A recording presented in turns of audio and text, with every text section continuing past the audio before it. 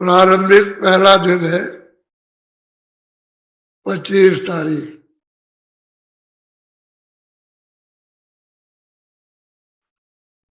सुबह आपको ये बताया ये सब रचना का आधार और कहाँ से रचना हुई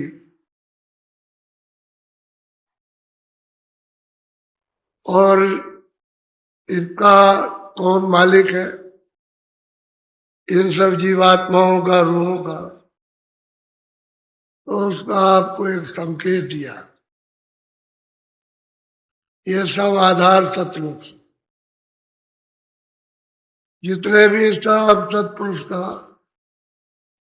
अपने अपने मुकाम पर बैठकर सब उसी का ध्यान कर रहे हैं। उसके ध्यान से अस्त व्यस्त हो जाए तो ये सब उनका ये राजी चला जाए, इसलिए वह अखंड ध्यान कर रहे हैं। ईश्वर सहतल कमल में बैठे हुए निरंतर अखंड खंडित नहीं होता है, उसी का ध्यान करते हैं। और त्रिकुटी में ब्रह्म, वो भी उसी का ध्यान कर रहे हैं। और 10वें द्वार में पार ब्रह्म, वो भी अखंड ध्यान उसका कर रहे हैं। और भंवर गुफा में महाकाल पुरुष, उसी का ध्यान कर रहे हैं। और जो 12 है वो भी सब ध्यान में लगे हुए, और आप किसी का भी ध्यान नहीं कर रहे। आप इस कूड़े कचड़े का ध्यान कर रहे हैं, इसमें लगे हुए हो। ये कूड़ा कचरा तो है आपका और मेरा है नहीं है, ये सब धोखा दे देगा। इसलिए दरवाजे पर आप सब बैठे हो। मनुष्य रूप ही ये मंदिर है, दोनों आंखों के मध्य में द्वार पर सूरत जीवात्मा रू बैठी है। ऊपर से नाम पकड़ के ले आया और उसने यहां बैठा दिया। ये पिंड का शरीर का नाका है। ये दरवाजे पर इधर बैठी है, शरीर नीचे है और सूरत दरवाजे पर ऊपर। जब ये पर्दा नहीं था तब तो अंदर बाहर एक रस, नीचे और ऊपर एक रफ था।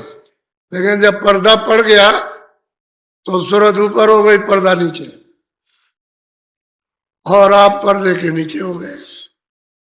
ये जिस्म जो है ये पर्दे में आ गया। अब उसका जो सूरत का हृदय है, अंतःकरण, जिसको दिल के ये नहीं है, ये शरीर का दिल है।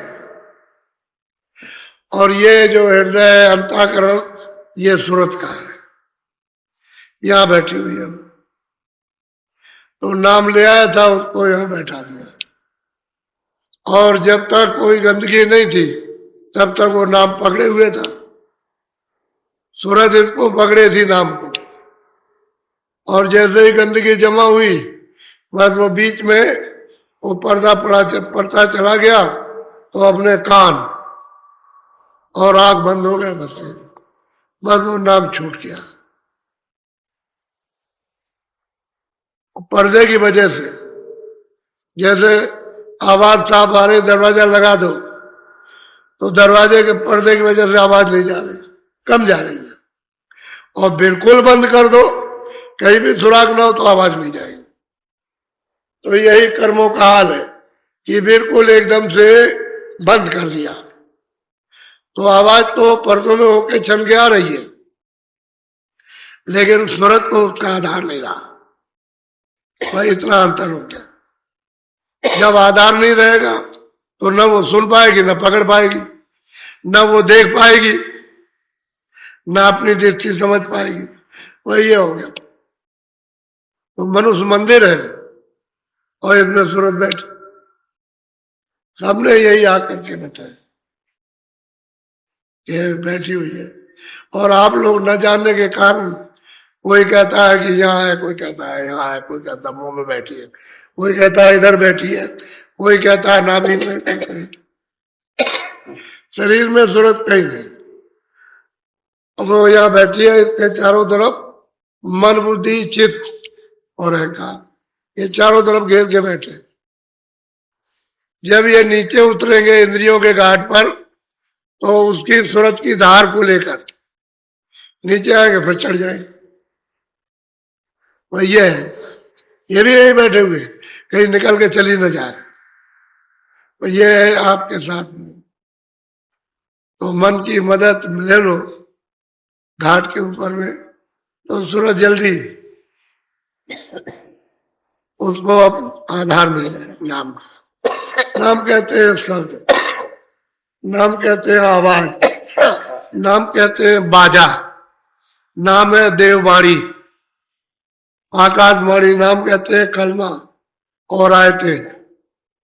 ये नाम की परमात्मा, नाम नाम ये शब्द आवाज है, उससे और उसको छोड़ दिया। उसी से यानी उतार करके लाई गई, अगर वो मिल गया तो फिर चढ़ जाएगी, नहीं तो घाट का घट का भेद, घाट का जो भेद है वो आप भूल गए, उसको छोड़ो।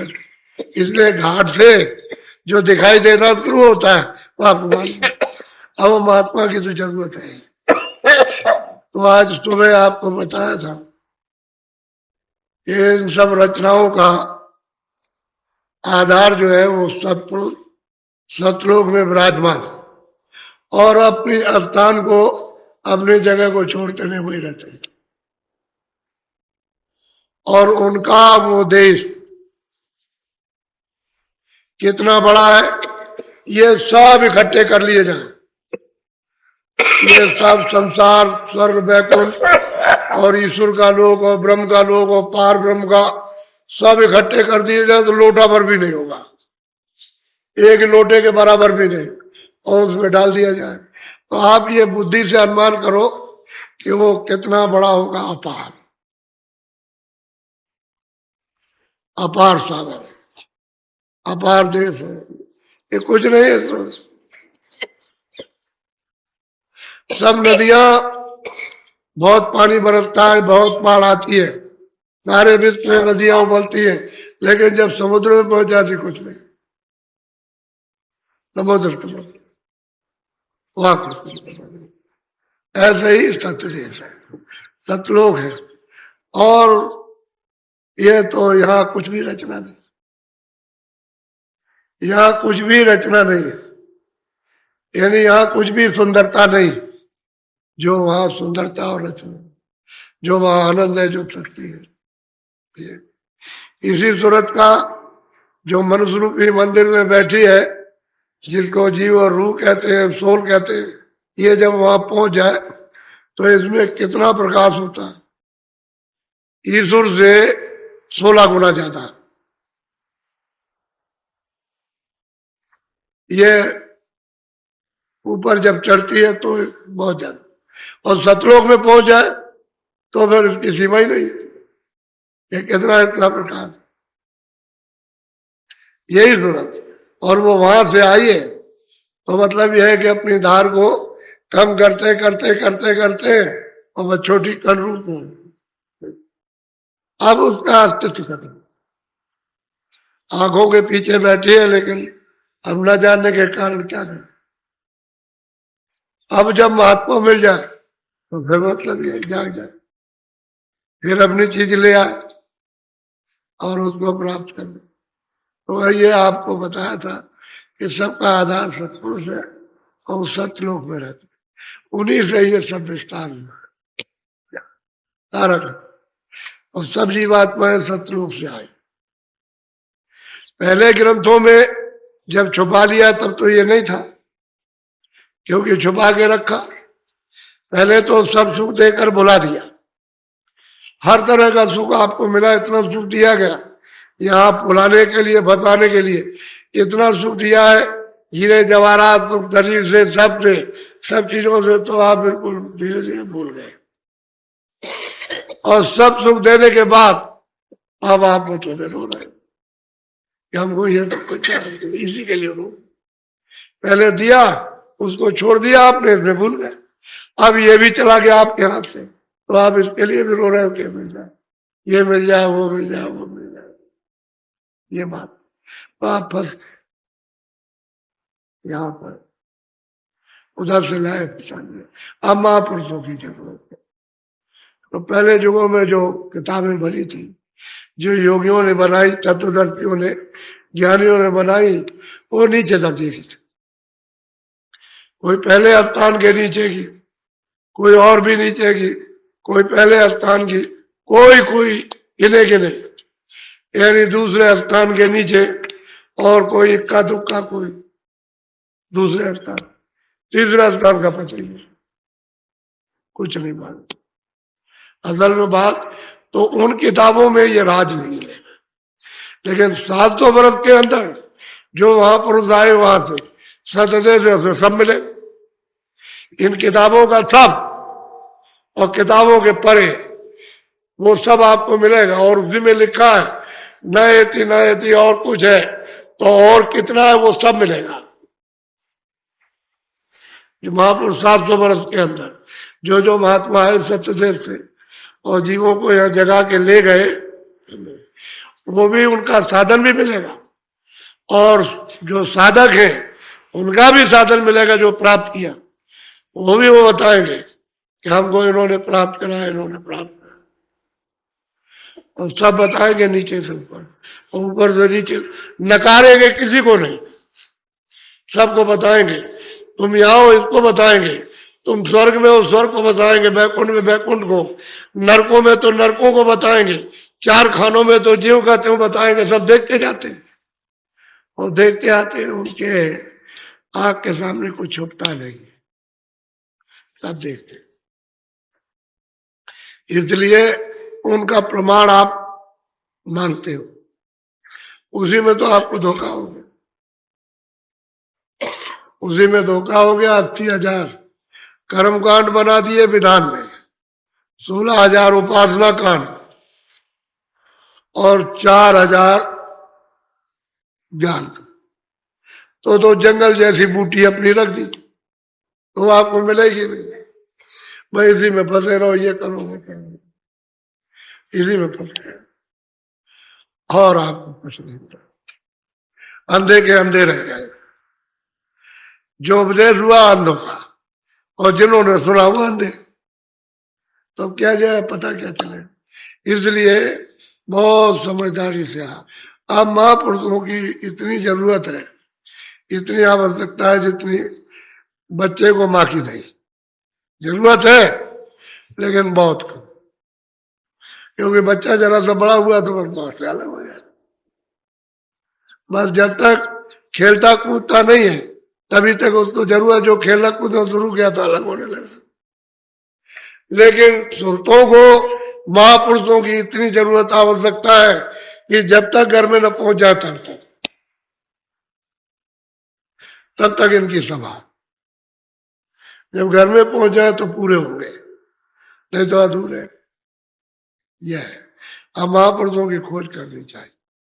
तो जरा सा थोड़ा सा जरा सत्संग सुनिए महापुरुषों कहते क्या है, क्योंकि आप कहोगे आप हित कह रहे हो अपनी तरफ, तो मैं थोड़ा सा जिसका दृष्टांत कहो 700 वर्ष के अंदर उनका सबका आपको सबूत पेश कर, तो आपको यकीन हो जाएगा क्या।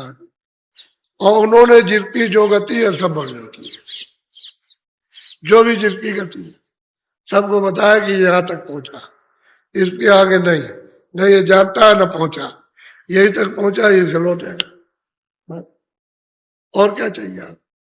और ये मतलब है आपका कोई स्थान तो निवृत्त का है नहीं, ये तो स्थान चला मान है। ये जरूर है कि यहाँ जो आनंद नहीं है वो प्राप्त किया, तो कुछ दिन ठहर जाएगा, यानी यहाँ दुख है, यहाँ शारीरिक क्षणिक सुख है, और वहां जरा सुख है, वहां दुख नहीं है। बस इतना ही है और कुछ नहीं।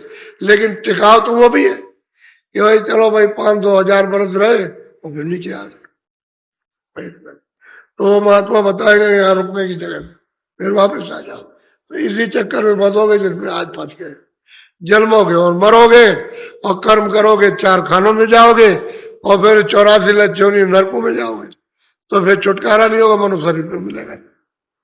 तो थोड़ा सुन लीजिएगा, बोलो बोलो। गुरु का नाम पुकारो, सतगुरु को ही अरे दा। अब वो कहते हैं कि भाई सतगुरु जो नाम बता दे, जो वो युक्ति बता दे, जो राज बता दे, जो चिन्ह बता दे, कहते तुम उसको पुकारो। जो नाम दे दे, जो वेद दे दे, जो जड़ी दे दे, कहते हो उसको पुकारो। पुकारने का मतलब है घाट पे बैठ के सुनो। एक तो जबान से पुकारना होता है, ये है वर्णात्मक, और घाट पे बैठोगे तो धुनात्मक। 2 आवाज है, वर्णात्मक धुनात्मक। ये शरीर की आवाज है और वो जीवात्मा और परमात्मा की आवाज।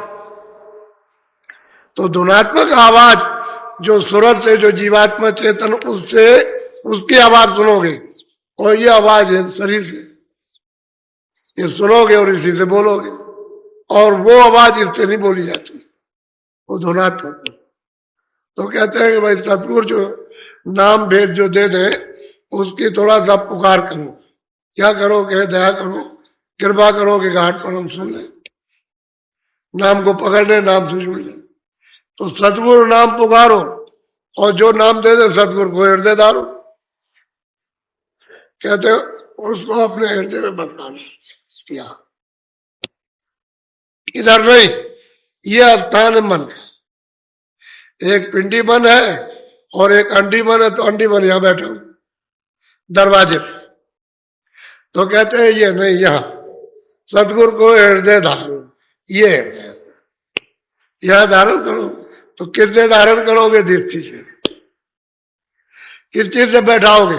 आदर किससे करोगे? आंख से। सम्मान आंख से दो। अगर आंख ना हो तो दूसरे को क्या सम्मान दे सकते हो? इस शरीर में भी आंखें ना हो तो क्या दोगे सम्मान? वो उधर खड़ा, तुम इधर खड़े हो, तुम इधर मुंह किए, उधर किए, अब देखते हो तभी आंखों से, तभी तो सम्मान करते हो। उसको देखोगे और कहोगे, ऐसे हाथ जोड़ोगे तो सम्मान हो। तो कहते हैं गुरु को हृदय धारण। ये हृदय, ये यह तुरंत का हृदय, ये अंतःकरण में धारण करो। बड़ा साफ गुरु का नाम पुकारो, जो नाम दे दे वो अंदर का नाम, चेतन नाम, बोलता हुआ नाम।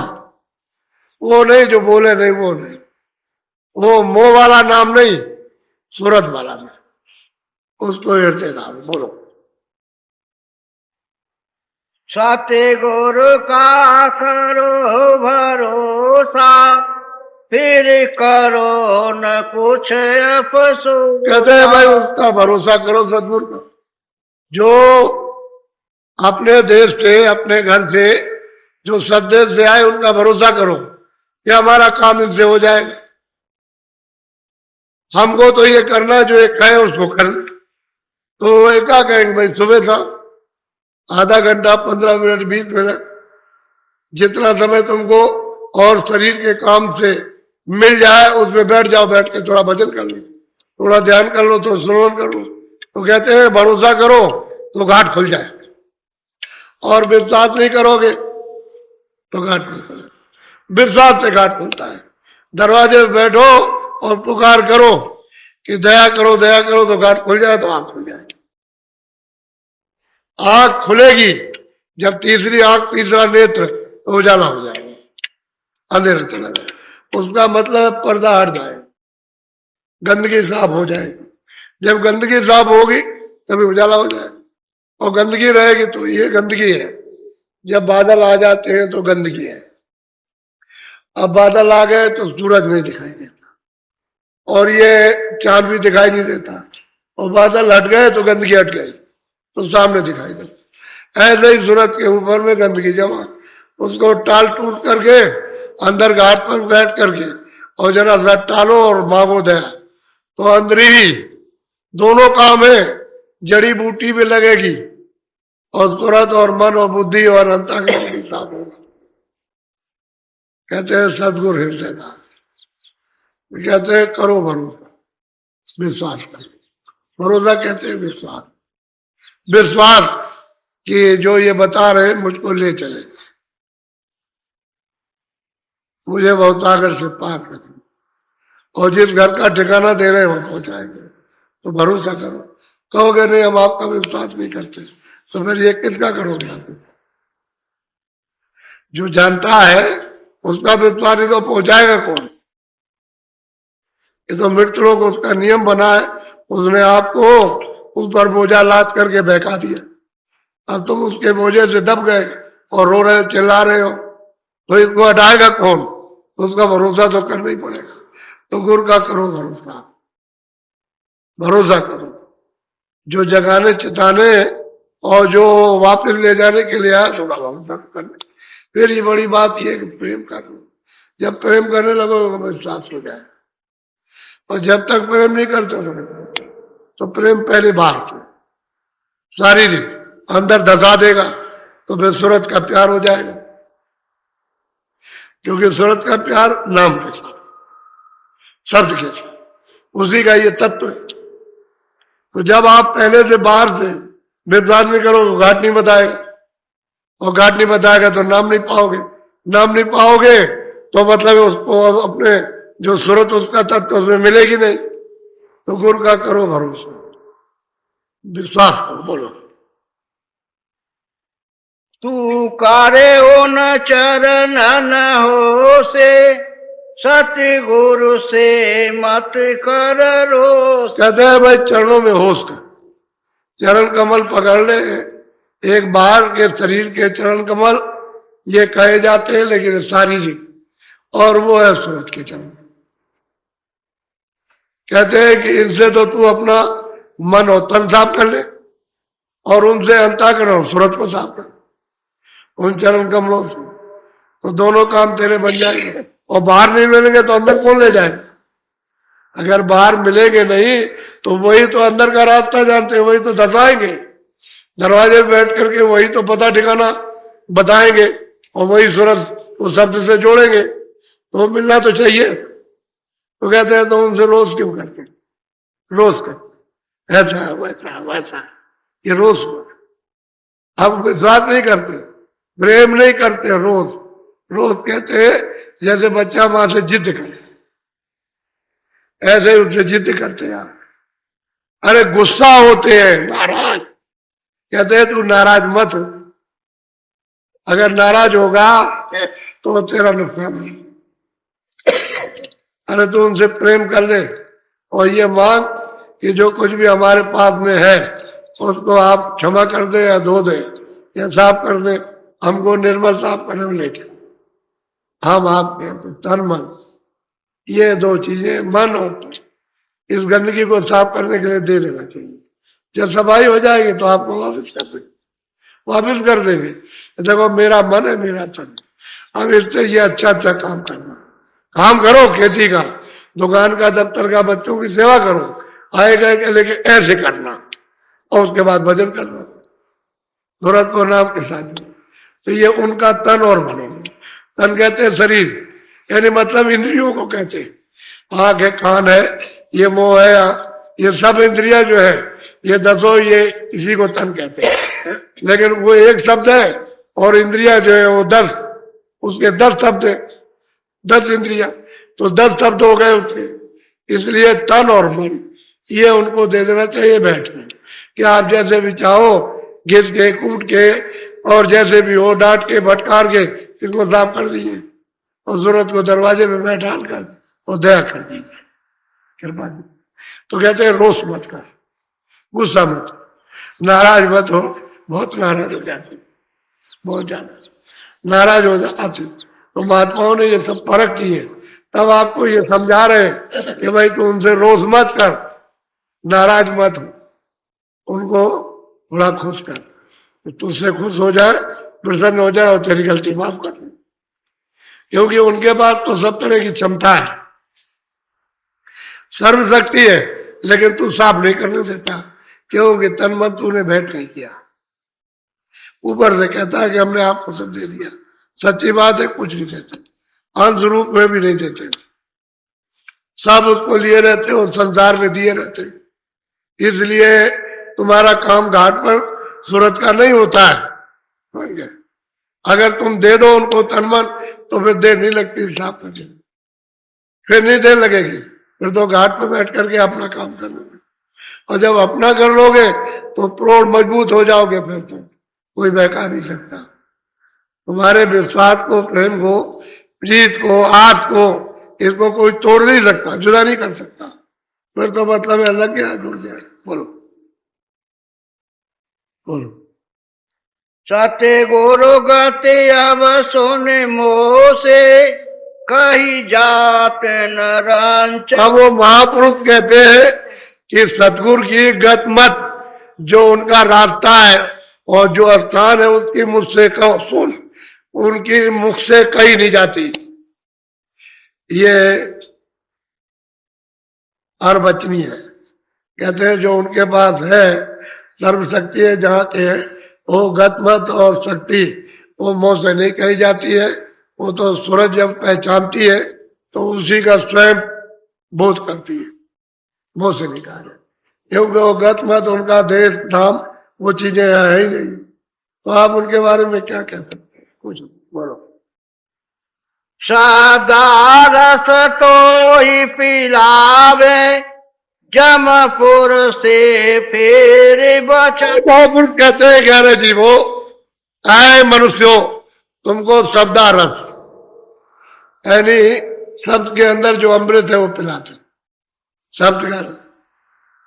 जैसे टोटी खोल देते हैं ऐसे गिरता है, खूब पियो, मन तुम्हारा छक जाए।